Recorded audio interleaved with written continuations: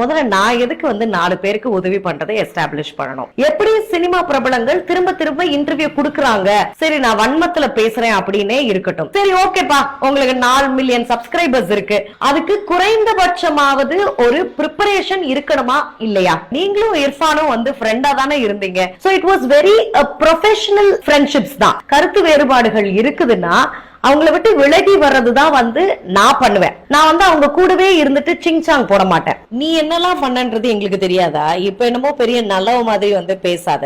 நீ பீச்ல போயிட்டு என்ன கேள்வி கேட்டன்றது எங்களுக்கு தெரியாதா? சோ அதை இங்க ஒரு பொண்ணு கேட்டதுனாலதான் இப்ப உங்களுக்கு பிரச்சனை. நான் இங்க வந்து ஒரு கேரக்டர் அசாரி எல்லா நியூஸ் சேனல்லையும் வந்து நேத்து நம்ம பேசின ஒரு காரசாரமான கருத்து தான் வந்து வளம் வந்துட்டு இருந்துச்சு. சோ அதை பார்க்காதவங்க முதல்ல பாத்துருங்க. இவர் பெரிய ஜமீன் பரம்பரை, அப்படியே வந்து காருக்குள்ள உட்காந்துக்கிட்டே தான் இல்லாத மக்களுக்கு வந்து சேவை பண்ணுவாரு. நம்ம பேசுற இந்த வீடியோக்கு நிறைய பேர் நிறைய கருத்துக்கள் நல்ல விதமா சொல்லியிருந்தீங்க, அதுக்கெல்லாம் நன்றி.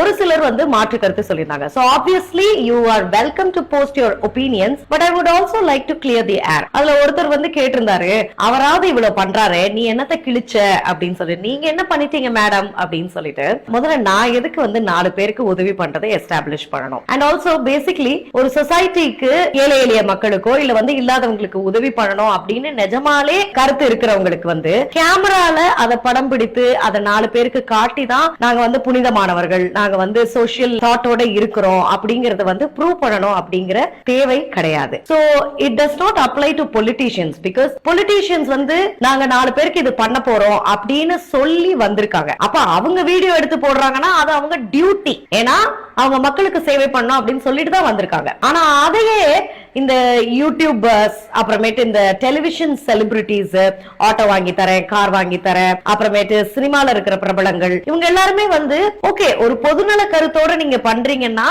It is well and good.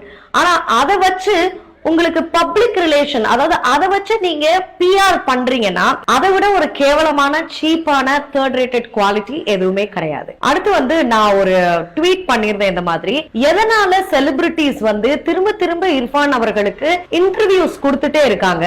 Because அவர் வந்து ரொம்ப எக்ஸ்பென்சிவா இருக்கிறாரு. அட் த சேம் டைம் அவருக்குன்னு ஒரு ரீச் இருக்கு. அட் த சேம் டைம் அவர் வந்து இன்டர்வியூ அப்படிங்கிற பேர்ல ஜீரோ ப்ரிப்பரேஷனோட வந்து அவங்க அந்த செலிபிரிட்டிஸ் கிட்ட எந்த கேள்வி கேட்கணும் அப்படிங்கிற ஒரு ப்ரிப்பரேஷனே இல்லாம அதையும் தாண்டி வந்து அவருடைய பிராண்ட் ப்ரோமோட் பண்ற ஒரு விதமாக மட்டுமே அந்த செலிபிரிட்டிஸோட ஃபேஸ் வேல்யூவை பயன்படுத்தி தன்னுடைய பிராண்டிங்க செயல்படுத்துற ஒரு விதமாக மட்டுமே இருக்கே. சோ ஒரு எத்திக்கலி ராங்கா இருக்கிற பர்சனுக்கு எப்படி சினிமா பிரபலங்கள் திரும்ப திரும்ப இன்டர்வியூ கொடுக்கறாங்க அப்படிங்கிற மாதிரி நான் ஒரு ட்வீட் போட்டிருந்தேன். சோ அதற்கு கீழே வந்து நிறைய பேர் வந்து வன்மம் பாரு வந்து வன்மத்துல பேசுறாங்க அப்படின்ட்டு. சரி நான் வன்மத்துல பேசுறேன் அப்படின்னே இருக்கட்டும். எத்தனை ஜேர்னலிஸ்ட் இருக்காங்க, எத்தனை யூடியூப் ஆங்கர்ஸ் இருக்காங்க, ஒரு மோகன்லால், ஒரு பிருத்விராஜ் அவர்கள், இந்த மாதிரி பெரிய பெரிய ஆட்கள் கூட வந்து பேசணும், உரையாடணும் அப்படின்னு சொல்லிட்டு எவ்வளவு ப்ரிப்பரேஷனோட நிறைய யூடியூபர்ஸ் வந்து இருக்கிறாங்க. சோ அவங்களுக்கு எல்லாம் கிடைக்காத ஒரு ஆப்பர்ச்சுனிட்டி வந்து சரி ஓகேப்பா உங்களுக்கு 4 மில்லியன் சப்ஸ்கிரைபர்ஸ் இருக்கு,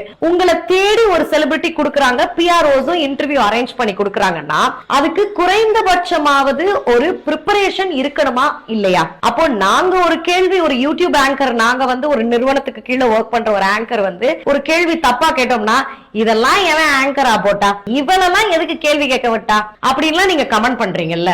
அப்போ ஒரு குறைந்தபட்ச ப்ரிப்பரேஷனாவது வந்து இன்னொரு ஒரு அந்த ஃபுட் பிளாகருக்கோ இல்ல வந்து ஒரு ஜென்சி கிட் ஒருத்தவங்க வந்து எடுக்கிறாங்க, அவங்க பேர் என்னன்னு எனக்கு தெரியல. சோ அவங்க கூட வந்து ரீசெண்டா யுவன் சங்கர் ராஜா அவர்களை வந்து இன்டர்வியூ எடுத்திருக்கும் போது நாயகன் பத்தி தெரியாது அப்படிங்கிற மாதிரி சொல்லியிருந்தாங்க. ஓகே நீ ஜென்சி கிட்டாவே இருந்துட்டு போ, ஆனா அதுக்குன்னு ஒரு பேசிக் ப்ரிப்பரேஷன் கூடவா இல்லாம வருவ? அதுவும் தெரியலன்னே ஒரு நமட்டு சிரிப்பு வேற வந்து சிரிக்கிறாங்க. சோ தி பாயிண்ட் இஸ், இத வன்மம்னு என்னால கண்டிப்பா சொல்லவே முடியாது. இது ஏன் நீங்க வன்மம்னு சொல்றீங்கன்னு தெரியல. Wrong people at the right place அப்படின்னு தான் நான் இதை வந்து சொல்லுவேன். சோ தி பாயிண்ட் இஸ், நீ எவ்வளவு வேணாலும் கேள்வி கேளு, நீ இன்டர்வியூ எடுத்துக்கோ, என்ன வேணாலும் பண்ணிக்கோ, ஆனா மம்முக்காவா மாமுக்கான்ற அப்புறம் இந்த படத்துல வந்துட்டு மாமுக்கா நடிச்சிருக்காங்க. பேர் கூட உன்னால ஒழுங்கா சொல்ல முடியல. So when you are there, it's a பேசிக் கோவம் இல்லையா? இட்ஸ் ஜெனியூனான ஒரு கோவம் தானே, நியாயமான கோவம் தானே. Correct me if I am wrong. அடுத்து ஒருத்தர் சொல்லியிருந்தாரு, நீங்களும் இர்ஃபானும் வந்து ஃப்ரெண்டா தானே இருந்தீங்க, இப்ப ஏன் வந்து நீங்க அவருக்கு எதிராக பேசுறீங்க அப்படின்னு சொல்லிட்டு. எஸ், அஃப்கோர்ஸ் நானும் இர்ஃபானும் ஃப்ரெண்ட்ஸா தான் இருந்தோம். நீங்க வந்து யூடியூப்ல போயிட்டு ரேடியோ சிட்டி இர்ஃபான்ஸ் வியூ அப்படின்னு சும்மா சர்ச் என்ஜின்ல டைப் பண்ணாலே ஐ திங்க் இர்ஃபானுக்கு அப்ப வந்து 2 lakh சப்ஸ்கிரைபர்ஸ் அப்படின்னு நினைக்கிறேன். ரேடியோ சிட்டி மதுரையில நான் ஆர்ஜேவா இருந்தேன். அந்த காலத்துல இருந்து எனக்கு இர்ஃபானா தெரியும். சோ கிட்டத்தட்ட அந்த வீடியோ, அதுக்கடுத்து I am a vegetarian. Okay, so நான் மதுரை பொண்ணா இருந்தாலுமே நான் முதல்ல வந்து நான்வெஜ் சாப்பிட்டது இர்ஃபான் கூட தான். சோ அந்த கோனார் கடை கண்டென்ட், சோ 2 வீடியோ ஆயிடுச்சு. எஸ், ஐ திங்க் லாக்டவுன் டைம்ல அந்த ஃபயர் சிப்ஸ் ஏதோ ஒன்னு சாப்பிட்டிருப்பேன், 3 வீடியோ. அப்புறம் என்னைய வச்சு ஒரு லவ் பிராங்க் வீடியோவோ சம்திங் பண்ணிருப்பாரு. சோ 4 வீடியோ வந்து நம்ம இர்ஃபான்ஸ் வியூக்காக நாம கான்ட்ரிபியூட் பண்ணிருக்கோம். சோ இன் ரிட்டன் நான் ஒரு நிறுவனத்துக்கு ஒர்க் பண்ணும்போது வந்து லாக்டவுன்ல ஒரு இன்டர்வியூ கேட்டிருந்தோம், ஒரு ஹோட்டல்ல போயிட்டு வந்து இன்டர்வியூ நாங்க இன் ரிட்டன் வந்து கேட்டிருந்தோம். So it was very professional friendships தான்.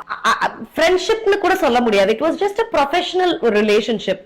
ஆனா we have to normalize certain things. இப்போ ஒரு சிலர் பண்றது வந்து உங்களுக்கு பிடிக்கல அப்படின்னா, கருத்து வேறுபாடுகள் இருக்குதுன்னா அவங்கள விட்டு விலகி வர்றதுதான் வந்து நான் பண்ணுவேன். At least I will do. நான் வந்து அவங்க கூடவே இருந்துட்டு சிங்சாங் போட மாட்டேன் அவங்க பண்ற எல்லா விஷயங்களுக்கும். சோ அந்த மாதிரி எனக்கு ஒரு சில டிஃபரன்ஸ் ஆஃப் ஒப்பீனியன் வந்து இந்த ஃபுட் பிளாகர் மேல இருந்தது. அதனால நான் அப்படியே டிஸ்டன்ஸ் ஆயிட்டேன். So yeah, so that is the so called friendship that you guys are talking about in between me and Irfan. எனக்கு தெரிஞ்சு மறுபடியும் கண்டிப்பா இவர் வந்து ஏதாவது ஒரு கான்ட்ரோவர்சி பண்ணிதான் ஆவாரு. அது மறுபடியும் வந்து சொசைட்டியை கடுப்பேத்துற மாதிரி ஒரு விஷயமா இருக்கும். அது நியூஸ் சேனலுக்கு ரீச் ஆகும். மறுபடியும் வந்து ஒரு மன்னிப்பு வீடியோ போடுவாரு. நீ மன்னிப்பு கேட்கிற வீடியோ வந்து இன்ஸ்டாகிராம்ல கூட தான் போடலாம், இல்ல வாட் எவர்.